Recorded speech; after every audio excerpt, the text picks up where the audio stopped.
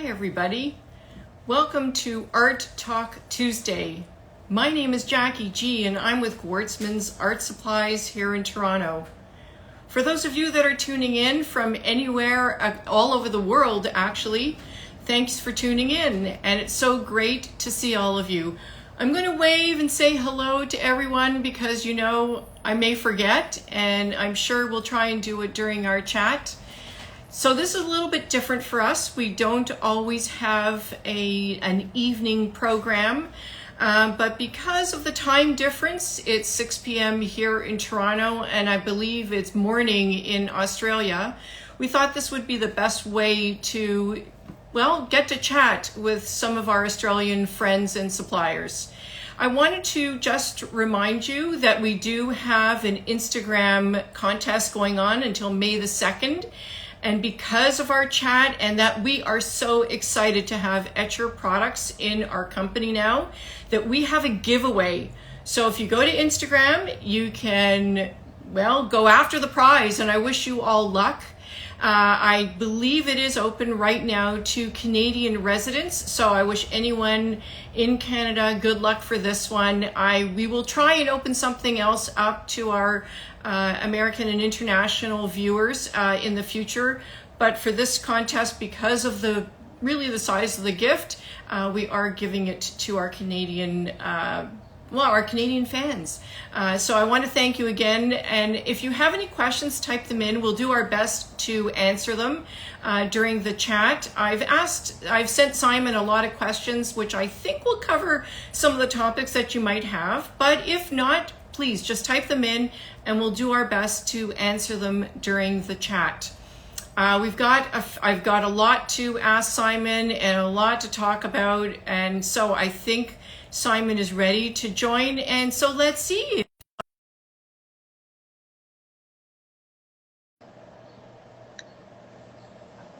Let's see. We're going to just play with it a little bit. There we go. We're accepting, and the magic of telephones. Cool. Hey, Jacqueline, how are you? I'm good, Simon. How are you? Good, thank you. Good. So what time is it there? It's 7:30 where I am in the morning. That's pretty early.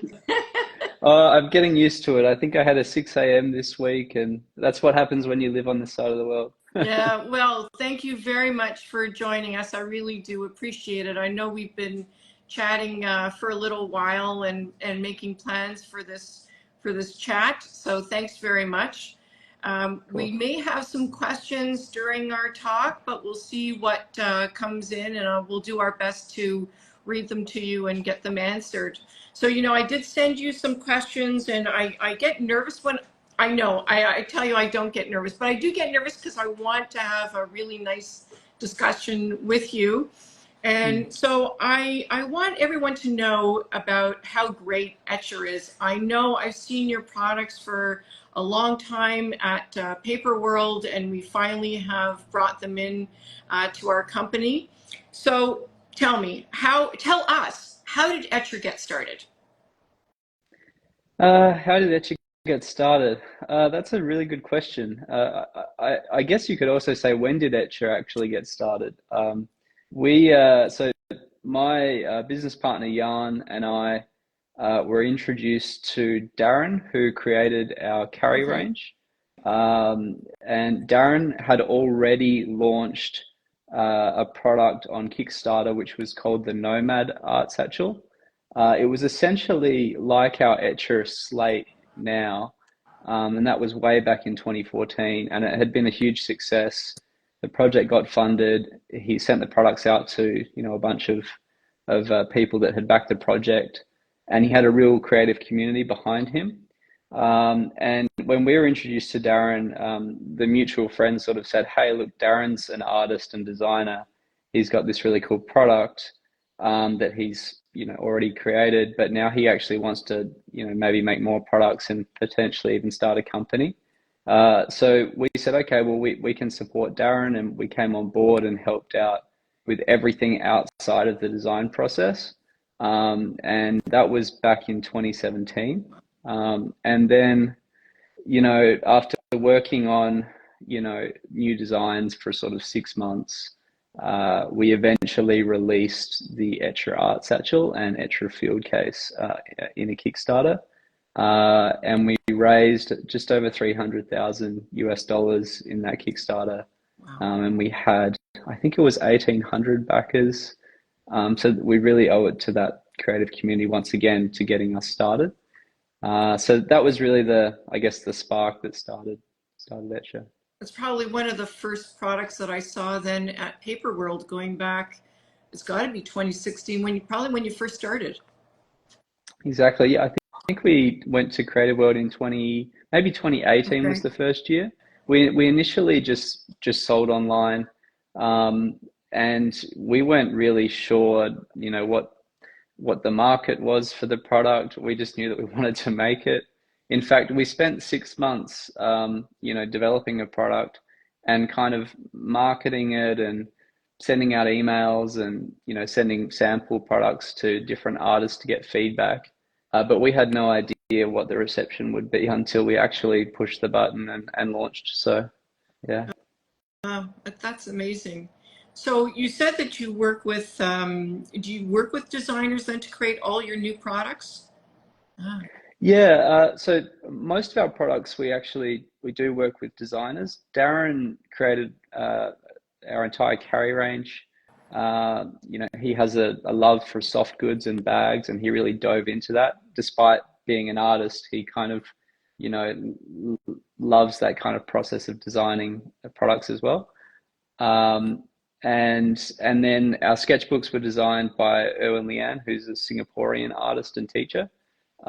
He was, I guess, frustrated with the 100% cotton sketchbook options on the market. He'd constantly be telling his students that, hey, when you level up your pigment, you really should be thinking about leveling up your paper as well. It's a really important thing.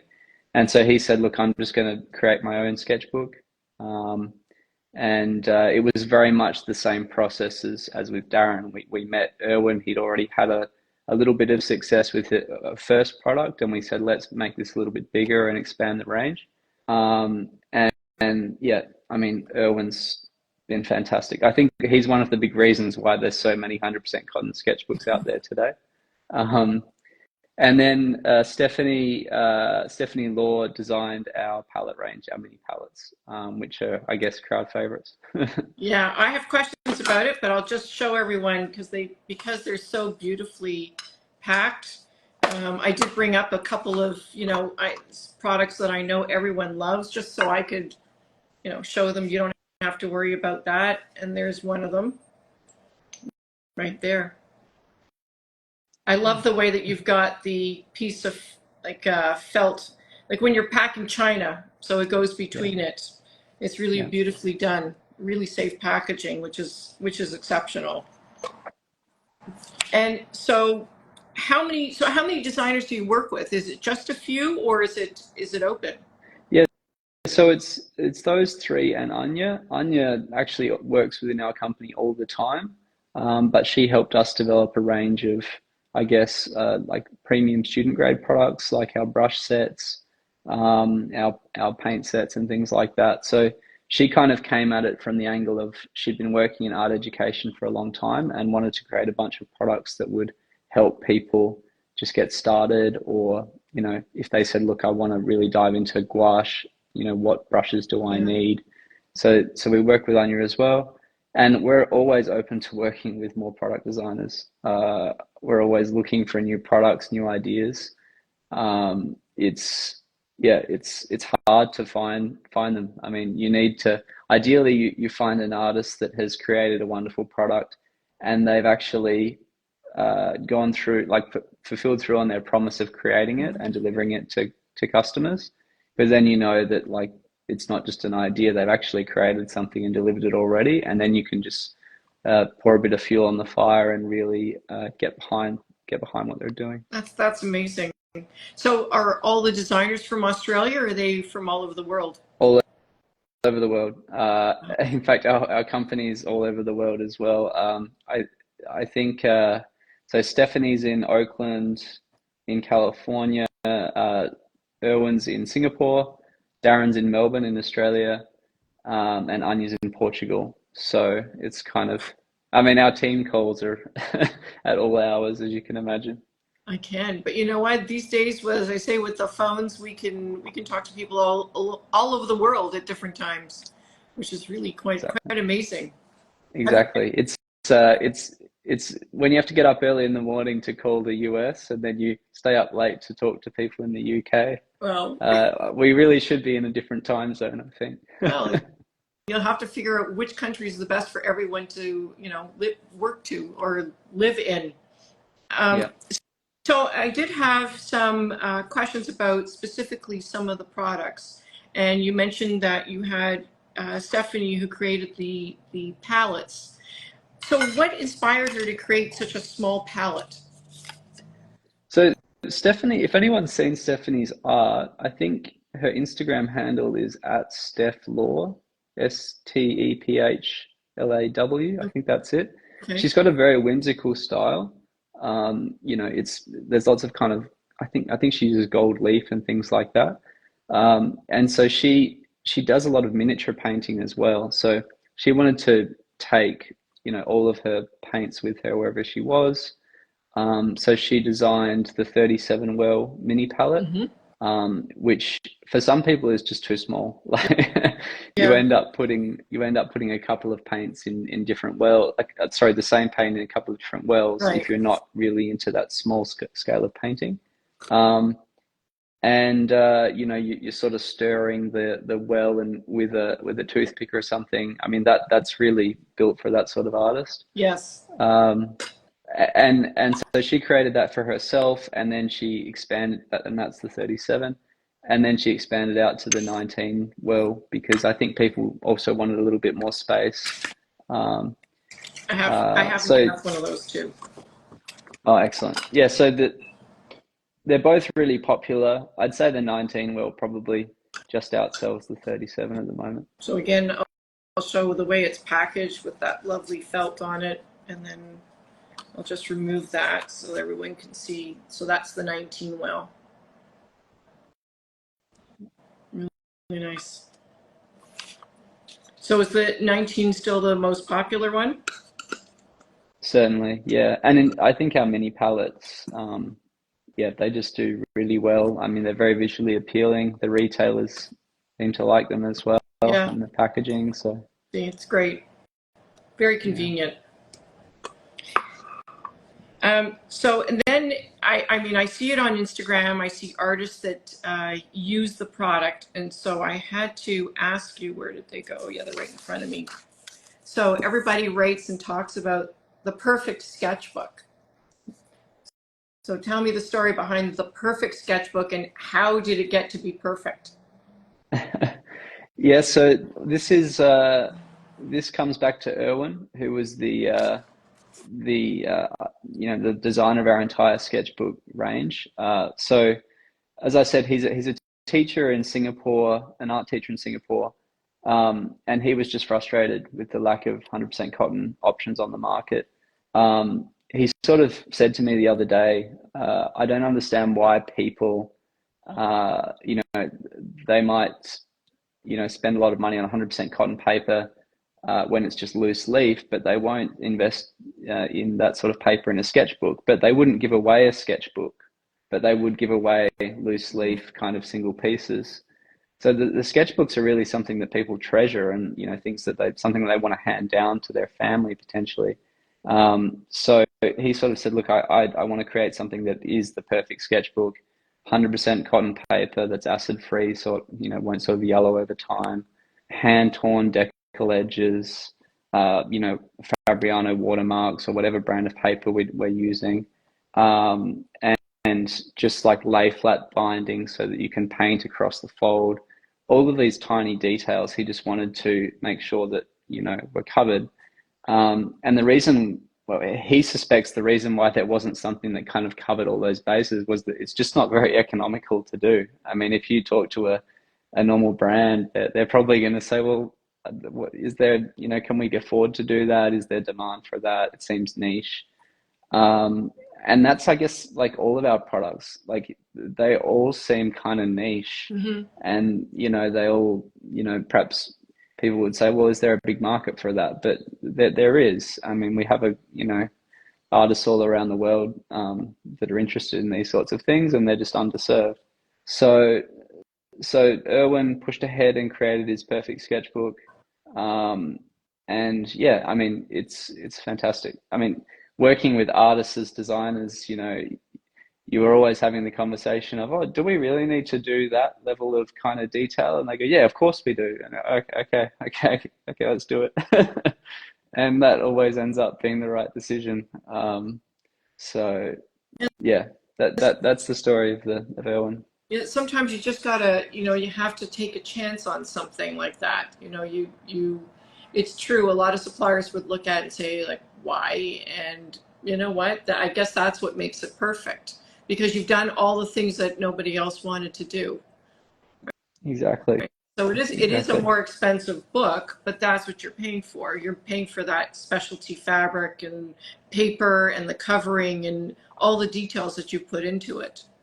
Exactly. And the work that goes into not only sourcing paper and things, but also like getting the manufacturer on board and saying, look, we need you guys to hand tear the paper. We need to make sure that the grain direction is this on every single page. We need to make sure there's an even distribution of watermarks. I mean, it's not just kind of putting something in a machine and churning it out, and that's what we're good at. So it's the details. And that's So. important. So if you had to pick a favorite, do you have a favorite? Do you have one that you particularly? I know there's quite a range, so I didn't pull all of the different ones that you have, but do you have a favorite one? Um, I mean, kind of, it's really tough to pick a favorite. I mean, the one that I'm probably most proud of is the Perfect Sketchbook Signature Series, um, which is something, I mean, it's really something that shouldn't exist. There's just so much detail, and uh, we kind of went overboard making sure it was the ultimate sketchbook. Um, but yeah, I mean, that sketchbook is something that is just very, very different to anything else that's out there. Okay. And it really sets the tone for our entire range. I mean, you know, if we kind of, the way we think about it, like internally is like, hey, like if you've got like I don't know, like a Ferrari, this is the Ferrari, and then you might have some others that are, that you use every day. So, yeah, I'm very proud of that product, and I know Erwin is Well, as well. that's fair. I mean, sometimes you can say you don't have a favorite because when everything is your baby, it's like, I can't choose just one. So that's Yeah. fair. And so I wanted to ask you, because when I was looking at the range of product, and I know I had spoken to you and Jake about it, and I was taken by a couple things myself, and so I wanted to ask you about. I pulled this out because I thought it was just so different, and this was the starter set. I don't know if everyone can see that, and so I just wanted you to tell me, what was the inspiration behind the starter set? What makes it great for someone who, you know, doesn't know a lot about Etchr? I mean, they may know something. What's so great about buying something like that? Yeah, so the starter kit, I mean, I should go back a little bit. We actually created an online learning platform in 2020. So during all of the lockdowns and things, we decided, hey, like we know a bunch of art teachers, and we have this entire community of artists that would obviously be interested in learning. So let's sort of try and connect the two together. And so we started doing classes on YouTube, and then we realized that people were, quite interested in them. And we said, hey, let's actually create a platform where we can put classes up online for people to stream. So that was the start of Etchr Studio, which is this kind of online learning platform, which really specializes in watercolor, which fits very well with our products, obviously. A lot of them are sort of related to watercolor. Um, and that's been a big part of our focus over the last few years. And the watercolor starter kit was kind of our idea of how do we connect the two together a little bit more. We've got some product, and we've got all of these classes and courses. how do we put them together? And we decided that we would package up some products for, I guess, a beginner watercolorist, and then have some introduction to watercolor classes that kind of tagged along with those products. So yeah, that product itself, I think you get access to one or two or three introductory classes for watercolor. And you obviously get all of the things that you need to get started, and it all comes in a nice little package for a present or something. So Yeah, that was kind of it's the idea. it's beautiful. Actually, I was gonna, start recommending it for Mother's Day to a lot of people, but we can do that another time. But I'm it's glad you reminded me about Mother's Day. Oh. um, so tell me about the classes, the Etcher Studio. I didn't include that in my questions, but you mentioned it. So is it a full range? How many classes are there? So we've got about 450 hours of content. So Oh, I'd say there's probably about 300 classes, and maybe 20 or 30 courses. And the courses is where we actually get a lot more watch time. I think, um, you can sort of say, hey, like I want to learn mhm. gouache from scratch. We've got an introduction to gouache course. I want to learn how to, paint portraits in watercolor. We've got a course around that. So the courses are where we probably see the most interest. And, but yeah, we've got lots of individual classes as well. Yeah. Oh, that's amazing.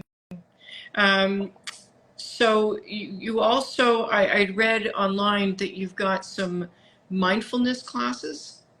So Yeah, what exactly. can you tell me about that? Is that the same? Is it through the Etcher Studio? Yeah. So we created some mindfulness classes, which are on the Etcher Studio platform. It was just something we wanted to try that was a little bit different. Um, you know, Obviously we're trying to get more people into art, and people that haven't necessarily picked up a brush before. It's like, well, how do you get them to try? And one of the ways is to say, hey, like, have you thought about this is like another way that you can kind of relax and take your mind off of things. So we created a few sort of short mindfulness classes, and I'm saying really short. I mean, we're trying to reduce the barriers significantly so that everyone can get involved. Anything from like a 5 minute thing to a 15, 30 minute thing. And the interest was actually really good. I mean, we even thought that there might be an opportunity to put it in some airlines or something like that for people to relax. And it's been really interesting to see what actually works for different people. So we tested it with our own team. We had some classes that were very free flowing, and we had others that were more like you've got to color in between the lines kind of thing and really focus. And different personalities seem to find different things were relaxing to them. So it's really interesting. It's funny because when I read that you offered these classes, it's something that I've been thinking about lately. Here in Toronto, we've had a lot of pop-ups where people can sort of get together and just be creative without having the stress of thinking about it, trying anything. And I just thought, what a brilliant idea, because I think we're all looking for ways to relax and just not think about, as you say, not always drawing between the lines, going outside, being, not caring what you're doing, sort of getting to play without the stress of worrying that you're not creating the proper product or the proper character. Yeah, exactly. And sometimes you actually look back on it and you go, oh, that actually does look kind of interesting and cool. Because you perhaps the thought that went into it, or what you were pondering when you were doing it. Yeah, no, I think it's great. Actually, I'll probably be tuning into a few of them and trying it myself, so I'll let you know. Okay, great. Does your company have a mission statement? Yeah, so it has definitely developed over time. I think initially we started out as a carry brand, right? Like we had our bags for artists. The idea behind that was, okay, if someone's got like our Etcher slate or our art satchel, it's going to help them get out and actually make more art. Whether it's like, it's going to encourage them to go hiking because they can take their art satchel with a tripod and set it up somewhere. It's much easier than carrying a shard box or something Mm-hmm. around, or a big easel. Or whether it's like, hey, like I'm at the bus stop and I've got my Etchr Slate Mini and I can just kind of whip it out and do some work while I'm waiting. So we thought like the idea of helping people make more art because our products enable them to do that. That was really the mission that we started with. And then over time, it's become almost like, uh, how do we kind of expand that out to include our designers, right? Like our product designers, they're artists, not just artists, but they're product designer artists, like they're creators themselves. So it's kind of like supporting them as creators, as artists, but also helping artists make more art with our products, and getting more people into art as well through Etchr Studio. So it's definitely expanded out, but the whole ethos of helping people make more art, whether it's the product designers, the people that buy our products, or the people that watch our classes. Wow, I agree. I think that's as I say, I've been doing this a long time, being in art materials, and always for me was that you just want people to make more art. I mean, I'm always telling people to keep on creating, keep doing it, and it's exactly what your mission statement is. It doesn't always have to be that I would tell often people who are taking a class, like, you don't stress over it. Don't worry, just take the class, try and enjoy Mm. it.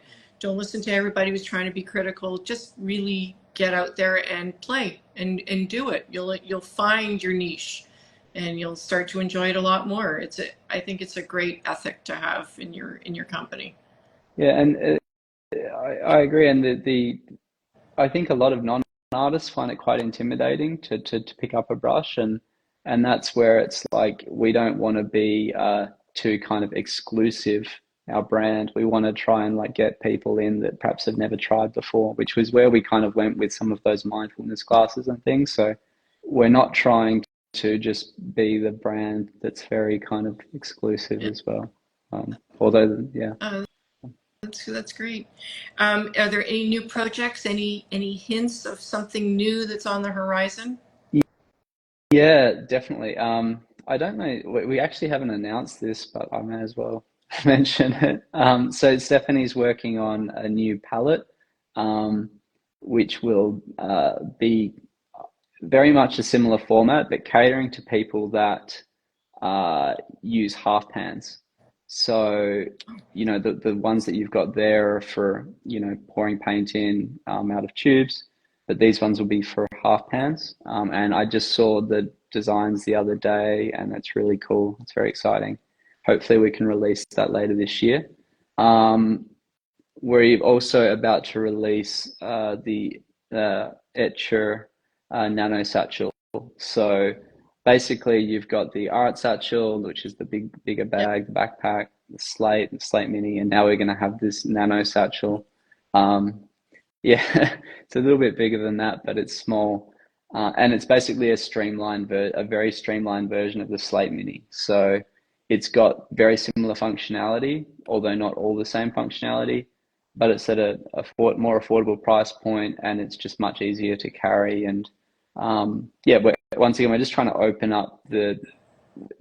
up to people that perhaps don't want to spend all of that money on a Slate or Sure. Slate Mini, but need some of that Wow. functionality. Well, we're looking forward to it, and I'm sure anybody who's watching is probably getting all excited right now, waiting to see when we're going to have it or when you're going to release it. Uh, Yeah, it shouldn't be far away. I think we just sent out maybe 15 samples to different artists to get their opinions and to start kind of raising awareness. So oh, that's yeah.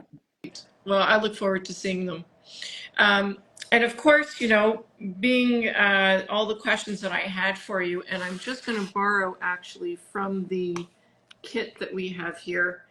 And I wanted to ask you about the logo Oh yeah. because I know that I know it's got a story, and I thought you're the one to tell a great story about it. Yeah. Yeah, so we've got a llama as our logo. Everyone says it should have been a kangaroo, but um, so basically we started out as a carry range brand. So we said, okay, well, llamas like carry things. That they're kind of really known for that, and they're just really cool animals. And we felt like no one had really used the llama as a brand, and it was just something a bit quirky and fun. Um, so it stuck. I mean, we have a llama now, not a kangaroo. But I think you also mentioned to me when I asked you about it that you also liked about the llama that it was lines. It was more lines as opposed to the koala, right? Isn't that what we were talking about? Yeah, yeah. It's probably more a bit, geometrically kind of sharper lines versus a big cuddly koala or something. Well, I guess it's kind of different. That's what makes it so unique. Yeah, Well, it's different. Yeah. so we've been getting so many comments, all positives and lots of things, and everybody. I haven't had any questions coming in yet, so I wasn't sure if anybody who's watching, if you have any questions for Simon, this is the perfect time to ask. Let's not forget that I don't know where everybody's watching us from. I know we've had a lot of requests from the UK, so if there's anybody from the UK, I know it's probably a different. I'm not sure how early it is there either, but I'm sure it's early. But if anybody has any questions or other comments, to write them in now. I know Simon's been really gracious in giving us time today, and I don't see anything. I think you just blew them away as always. They're as excited as I Well, am in having this product. yeah. Well, yeah. Thank you for um, for putting this together, Jacqueline. Really appreciate it. But yeah, I'd love to answer any other questions. Well, you know what? If any, oh, someone asked, someone's asking how they can join the Etchr Oh, team. I guess oh, that's okay. something they have to apply for. Yeah, I mean, we're always looking for people. Good people are really hard to come by. So, yeah, you could email us hello@etchrlab.com.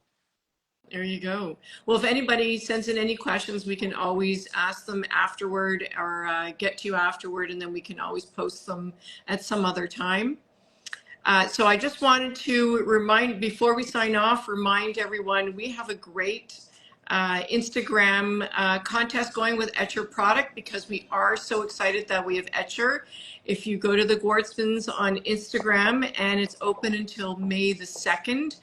So it is, I believe, open to Canadians at the moment, and we can't wait to offer it to everyone. We are looking to be able to ship the products internationally, so just keep watching and keep in touch with us.